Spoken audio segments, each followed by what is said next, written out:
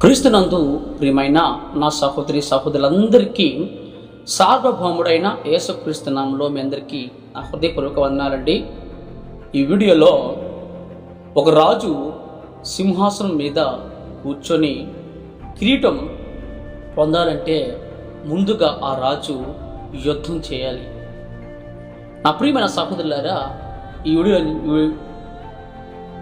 నా ప్రియమైన సహోదరులారా, మనము కూడా ఒక ఉన్నత స్థితికి, ఒక ఉన్నత స్థానానికి వెళ్ళి ఉన్నతమైన బహుమానం కిరీటం పొందాలంటే మనము కూడా యుద్ధం చేయాలి. యుద్ధం అంటే మనం ఏదో సైన్యాన్ని కత్తులతో గుర్రాలతో వెళ్ళి నరికి యుద్ధం చేయడం కాదండి. యుద్ధము అంటే కష్టాలు, ఇబ్బందులు, అవమానాలు, ఎగతాళులు, అనేకమైన ఆపదలు, లేనిపోని మాటలు మన మీద దాడి చేస్తూ ఉన్నప్పుడు వాటిని అన్నిటిని జయించి ఈ యుద్ధములో, ఈ జీవిత యుద్ధములో మనం గెలిస్తే తప్పకుండా ఒకరోజు మనము ఉన్నతమైన స్థితికి వెళ్తాం.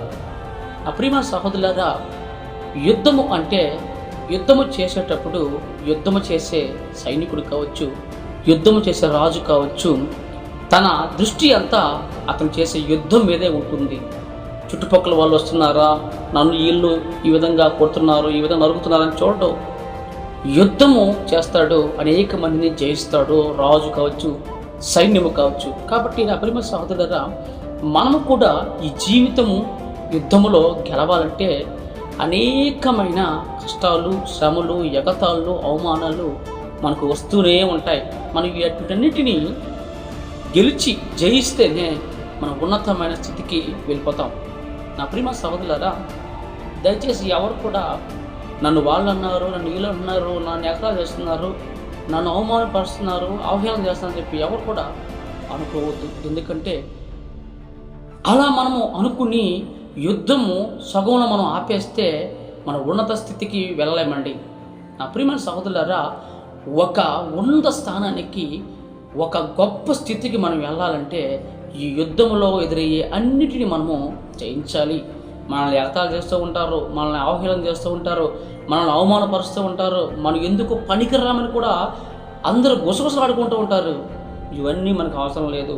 మనం ఏమి చేయాలనుకున్నామో, మనం ఏది సాధించాలనుకున్నామో దాని కొరకు మనం పోరాడి గెలిస్తే మనల్ని ఎవరైతే ఎగతాళి చేశారో, మనల్ని ఎవరైతే అవమానపరిచారో వాళ్ళందరూ మనల్ని చూసి చప్పట్లో కొట్టే స్థితికి దేవుడు తీసుకొస్తాడండి. కాబట్టి నా ప్రియమైన సోదరులారా, ఎవరిని పట్టించుకోవద్దు. ఎందుకంటే మనం ఏమైతే అనుకున్నామో, మనం ఏదైతే సాధించాలని మనం ప్రయాసపడుతున్నామో దాని కొరకు మాత్రమే మన దృష్టి ఉంచుదాం. ఎలాంటి మాటలు పట్టించుకోవద్దు. ఇవన్నీ మనం చేయించి యుద్ధంలో మనం గెలిస్తేనే ఒకరోజు రాజుగా మనము ఉన్నత స్థితికి మనం వెళ్ళి కిరీటాన్ని మనము పొందగలము. ఈ కొద్ది మాటలు మీరు విన్నారని నేను భావిస్తున్నాను. కాబట్టి అప్రియమైన సహోదరులారా, ఒక రాజు సింహాసనం మీద కూర్చుని కిరీటం పొందాలంటే అతను ముందుగా యుద్ధం చేయాలి. అలాగే మనం కూడా ఒక ఉన్నతమైన స్థితికి రావాలంటే మనం కూడా ఈ చుట్టుపక్కల లోకంతో, లోక మనుషులతో మనము యుద్ధం చేసి గెలిస్తే తప్పకుండా ఏదో ఒక రోజు మనం ఉన్నత స్థితికి వెళ్తాం. ఈ కొద్ది మాటలు దేవుడు దీవించునుగాక. ఆమేన్.